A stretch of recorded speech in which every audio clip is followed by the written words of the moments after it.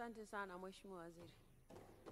Waheshimiwa wabunge, ufafanuzi wa hoja alizokuwa amezitoa Mheshimiwa Gambo umetolewa na Mheshimiwa Waziri. Lakini sasa kuna jambo moja hapa linatofautiana kitakwimu, Mheshimiwa Waziri, na kusubiri ufike mahali ambapo unaweza kuketi ili usikilize. Anaenda tu kwenye kiti chako Mheshimiwa. Siye kwa umeacha pale makaratasi ambayo yanaweza yakasaidia. Asante sana.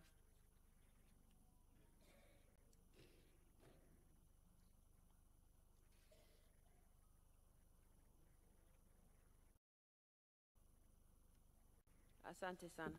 Kwenye mchango wa Mheshimiwa Gambo, Hansard inasomeka kwamba alisema kwenye ile bilioni 1.6 ya kubomoa maduka kama stendi, anasema kwa ajili ya kwenda kubomoa eneo la stendi ndogo, eneo ambalo linaingiza mapato halmashauri shilingi milioni 800 kwa mwezi. Katika taarifa uliotusomea ukurasa wa 17 Mheshimiwa Waziri, wa hii nilionayo, sijui kama na wewe ni ukurasa wa 117, unasema ujenzi huu utaleta mapinduzi ya kiuchumi kwa kuongeza mapato kutoka wastani wa shilingi milioni 850 kwa mwaka hadi takriban shilingi bilioni 1.9 kwa mwaka.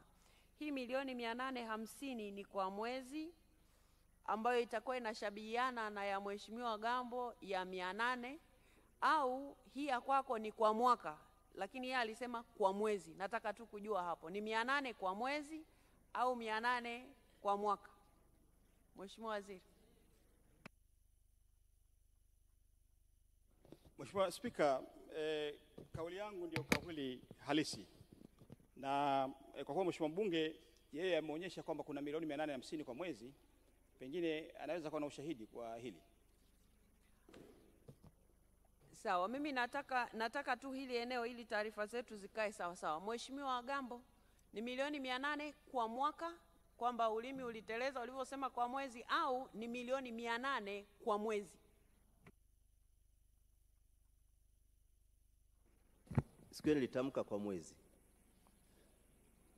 Ulitamka kwa mwezi, lakini sasa kwa taarifa aliyoitoa Mheshimiwa Waziri, na wewe unakubali kwamba ni kwa mwaka, au bado unasimamia ni kwa mwezi sio kwa mwaka?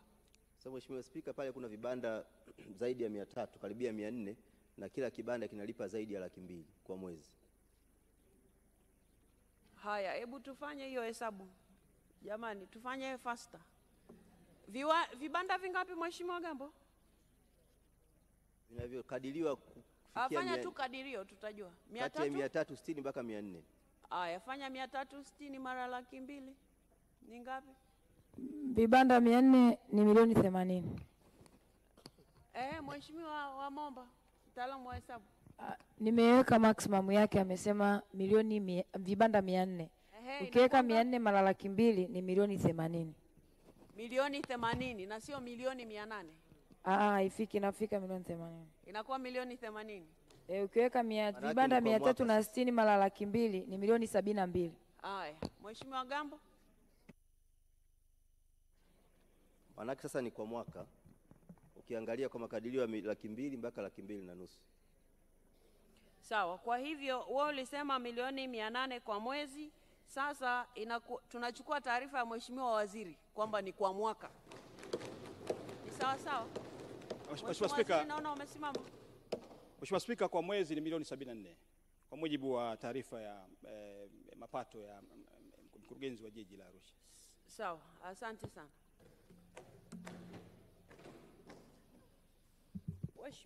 Waheshimiwa wabunge, nilikuwa hapa, Mheshimiwa Gambo alipata nafasi ya kuchangia kwenye makadirio ya mapato na matumizi ofisi ya Rais TAMISEMI.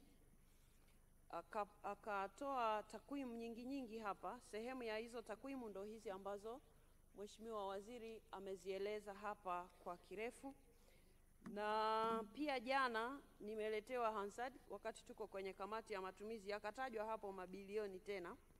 Sasa kwa taarifa hii ya Mheshimiwa Waziri ilivyoeleza, mtagundua kwa nini ilikuwa ni muhimu kutoa huu muda, ili taarifa zetu rasmi za bunge zikae sawa sawa, kwa sababu zinapotolewa tuhuma nzito kama hizo lazima haziwezi tu kwenda kama hivi, kama mbunge amesema tu, hapana, lazima tutilie maanani kwa sababu ni fedha za wananchi. Sasa Mheshimiwa Gambo, kwenye ule mchango wako ulieleza mambo kwa machungu sana, lakini sasa hii ndo taarifa ya Mheshimiwa Waziri na picha ambayo inajengeka kwa aina ya michango ikitolewa kwa sura hii, ni kama vile mbunge anasema lakini kuna watu mahali hawasikii, hawasikilizi. Sasa hii kidogo inakuwa haileti picha nzuri, hasa ikiwa na wewe ni sehemu ya vikao. Na kuwa sehemu ya vikao ni swala moja, kushiriki ni swala la pili. La tatu ni jukumu lako kushiriki vikao, Mheshimiwa Gambo. Kwa nini? Kwa sababu kwenye hii Hansard niliyoisoma hapa, kuna mahali Mheshimiwa Gambo unasema, Mheshimiwa Spika, mimi nilikuwa na siendi kwenye taarifa zote, maana na mimi nitakuwa narejea tena. Nasoma tu hapa ili waheshimiwa wabunge wapate picha, lakini pia wananchi waelewe. Mheshimiwa Spika, mimi nilikuwa na ushauri kwamba mapato ambayo yanapatikana kwenye majiji yetu, hasa haya makubwa Arusha, Mbeya, Dar es Salaam na Mwanza, hebu kaeni na watu wa halmashauri wasipange budget traditionally. Wapange budget kulingana na changamoto za watu. Leo kule kuna shida ya vivuko, leo kuna shida ya barabara, mnakwenda, manake hawa ni watu wengine, mnakwenda kutenga fedha shilingi bilioni 1.6 jiji la Arusha eti kwa ajili ya kwenda kubomoa eneo la stendi ndogo, eneo ambalo linaingizia mapato halmashauri shilingi milioni 800 kwa mwezi.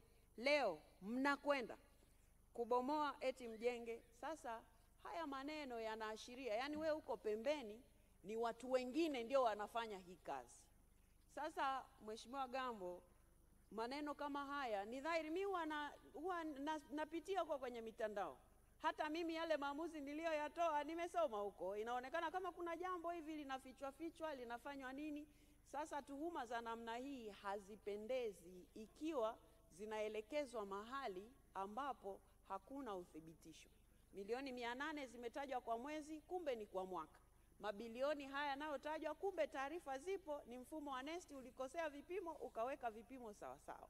Kwa hiyo lazima tuliweke sawa ili tusilete taharuki kwa wananchi. Na ikiwa litakuwepo jambo lingine la ziada sasa, maana jana ulizitaja hapa bilioni 7, kama hizo nazo bado unahoja nazo, mimi niko tayari kabisa, kwa sababu bunge hili haliwezi kuvumilia ubadhilifu mahali popote. Na ndio maana nilitoa nafasi wewe ukamaliza mchango, na pia nikatoa nafasi kwa Mheshimiwa Waziri, lakini wakati huo huo bunge hili haliwezi kuvumilia taarifa ambazo zinakuwa hazina ukweli. Kwa hivyo lazima kila jambo liwe linakaa sawa, kwa sababu hiki ni chombo cha wananchi na wananchi wanatutarajia sisi tufanye kazi kwa sura ambayo tunaleta tija, na ndio maana tunafanya yale maombi asubuhi. Kwa hiyo hata lile ulilokuwa umelisema jana, maana hukupata nafasi pa kulisemea, kama hayo mabilioni kuna mahali unaona yamepotelea, pia naweza kukupa nafasi, lakini ni vyema ukakaa pale na Mheshimiwa Waziri mwambie, hapa napo nahisi zimepotea, hebu nipe taarifa. Atakupa taarifa na hakika utaridhika kama ambavyo leo taarifa hii imekuja kwetu. Kwa hiyo waheshimiwa wabunge, sasa taarifa zetu rasmi za bunge zinakaa sawa sawa. Mwongozo wa Spika. Mheshimiwa Gambo, naona umesimama. Simama. Mheshimiwa Spika, kwa namba niombe mwongozo wako, kwa sababu Mheshimiwa Waziri ametoa majibu na mimi nilitoa maelezo nikiomba uchunguzi ufanyike kutokana na tuhuma ambazo zilikuwepo. Sasa nilikuwa nadhani kuna mambo yamesemwa ambayo hayakusemwa sawa sawa. La kwanza, kuhusiana na jengo la utawala, Mheshimiwa Spika, nilijenga hoja mbili. Sawa. Sasa ili tuende sawa sawa, Mheshimiwa Gambo, umetumia neno hayakusemwa sawa sawa. Kwa hivyo ili tuende sawa sawa na kanuni zetu, katika hii taarifa aliyotoa Mheshimiwa Waziri, hicho unachotaka kunieleza sasa hivi ni kwamba waziri amesema taarifa isiyo ya kweli. Ndicho unachotaka kusema? Mheshimiwa Spika, kwa sababu amepewa nafasi ametoa taarifa, na mimi ningepewa nafasi nikatoa utetezi wangu, kwa sababu hili jambo lina maslahi mapana kwa jiji. Hapana, keti Mheshimiwa Gambo. Mheshimiwa Bunge, isije ikaonekana kwamba kuna upande mmoja umesikilizwa mwingine haujasikilizwa. Hapana. Na ndio maana nilitoa upande wa serikali usikilizwe, kwa sababu wewe ulishasikilizwa na Hansard niko nayo hapa mbele. Kwa hivyo wewe ulisikilizwa na bunge na wabunge wenzako. Sasa ilikuwa nafasi ya serikali kusikilizwa na bunge na wabunge wenzako. Ndicho kilichofanyika hapa. Na sasa umesimama, ndio maana nimekuuliza jambo moja. Sio kwa nia ya kukusikiliza wewe tena, maana vinginevyo itabidi nimpe na waziri nafasi tena. Sasa katika zile taratibu zetu za kusikiliza, hili bunge haliwezi kufanya hivyo, ndio maana tunafanya kazi kwenye kamati. Waziri alichokisema kwenye taarifa yake, umetumia neno ambalo halisemi kama ni uongo ama si sahihi, lakini umeweka hapo si sawa sawa. Nimeuliza ili sasa nichukue hatua kikanuni. Taarifa aliyotoa Mheshimiwa Waziri, kuna mahali amelidanganya bunge? Ili tuanzie hapo. Kwanza amesema hili jengo limeanza nikiwa mkuu wa mkoa. Hapo amesema uongo. Lilianza nikiwa mbunge. Kwa 2019 ulikuwa umeshaondoka? Ama halikuanza 2019? Lilianza 2021. Sawa. Mheshimiwa, kuna nyingine au ni hiyo tu? Bwana anataka nianze niende hapa, mnaniona nimeshika kanuni tayari. Kuna lingine Mheshimiwa Gambo kwenye taarifa ya waziri? Nyingine Mheshimiwa Spika, ni msingi wa hoja yangu. Hoja yangu ni ambao yeye amedanganya. Msingi wa hoja yako yeye kadanganya. Hajauelewa yani huo msingi. Nadhani kuna mahali nahitaji kufanya clarification ili nipate majibu vizuri zaidi. Sawa, waheshimiwa wabunge. Kama itakupendeza Mheshimiwa. Sawa, Mheshimiwa Mwenyekiti, Mheshimiwa Spika, ungeniruhusu hata sekunde 30 kwa sababu ni kitu kidogo tu Mheshimiwa Spika. Keti Mheshimiwa, kwa sababu nikikupa wewe nafasi lazima na yeye nimpe, na bunge humu ndani ndio maana huwa tunafanya kazi kwa kamati. Hatufanyi huu taratibu wa back and forth. Kwa hiyo keti.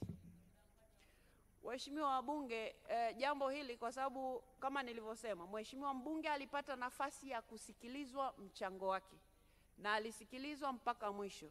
Nikatoa nafasi kwa serikali ili ilete taarifa bungeni. Imeleta taarifa serikali kupitia waziri na imesomwa hapa.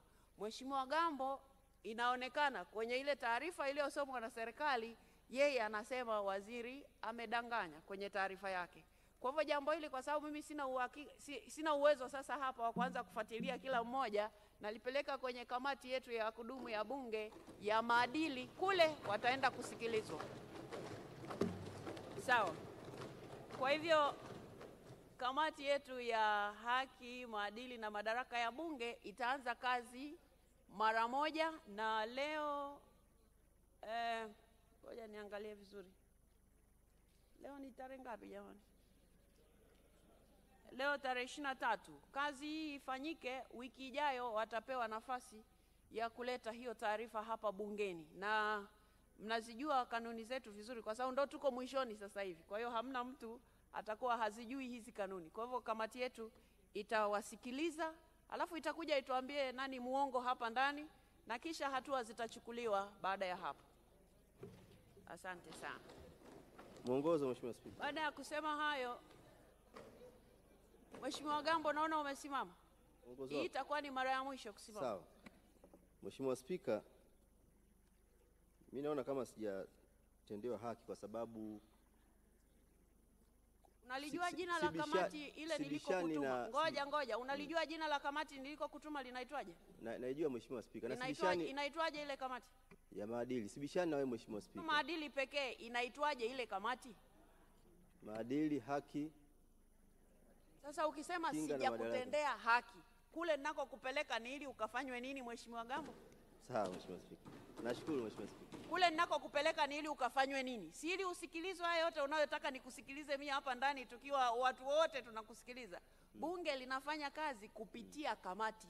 Na wewe umepelekwa kwenye kamati. Ndiyo. Na hujapelekwa peke yako, umepelekwa wewe na uliyemtuhumu kwamba amesema uongo. Sasa hujatendewa haki na mimi ama hujatendewa haki na nani? Maana hamna hoja. No, sasa kipengele nilichosema amesema uongo ni kwamba kusema mimi nilikuwepo wakati nikiwa mkuu wa mkoa, wakati nilikuwa ni mbunge. Kwa mimi nilikuwa nafanya clarification, nilikuwa natoa tu clarification kwamba katika hicho kipengele cha kusema kwamba mimi nilifanya nikiwa mkuu wa mkoa, ndio nilikuwa nataka rekodi zikae sawa kwamba nilishiriki nikiwa mbunge. Unahisi kamati italeta taarifa gani hapa ndani? Maana naona umeshajua italeta taarifa fulani ambayo itasisitiza kwamba wewe ulikuwa mkuu wa mkoa wakati haukuwa mkuu wa mkoa. Hapana, sijasema italeta taarifa gani. Nasema Mheshimiwa Spika, kwa sababu unasema amesema uongo. Ndio nasema kile kipengele ambacho unataka tena kile kipengele ambacho unasema amesema uongo. Mheshimiwa Gambo, sasa hapo tena unaleta tuhuma zinazonihusu mimi kwamba nimeingiza maneno mdomoni mwako. Maana mimi nitaitisha Hansard sasa hivi. Hapana Mheshimiwa Spika, nasisitiza kwamba nilichokisema. Hamna kusisitiza, hebu keti chini. Kaa chini Mheshimiwa Gambo. Keti. Utaenda ukajieleze kule kwenye kamati. Sawa sawa? Maana sasa nisije kuwa nimetoa hapa maamuzi tena huyataki wakati wewe mwenyewe ulikuwa unajibu huku kana kwamba kuna mahali unataka kufafanua. Ufafanuzi utatoa kwenye kamati, kamati italeta hapa ndani waheshimiwa wabunge.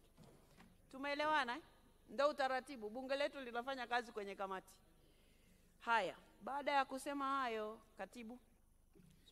Hoja za serikali kwamba bunge sasa likubali kupokea na kupitisha makadirio ya mapato na matumizi ya ofisi ya Rais, utumishi na utawala bora kwa mwaka wa fedha 2025-2026. Waheshimiwa wabunge, sasa tunaendelea na ratiba yetu. Nimwite Mheshimiwa Waziri wa Nchi, Ofisi ya Rais, Utumishi na Utawala Bora, Mheshimiwa George Boniface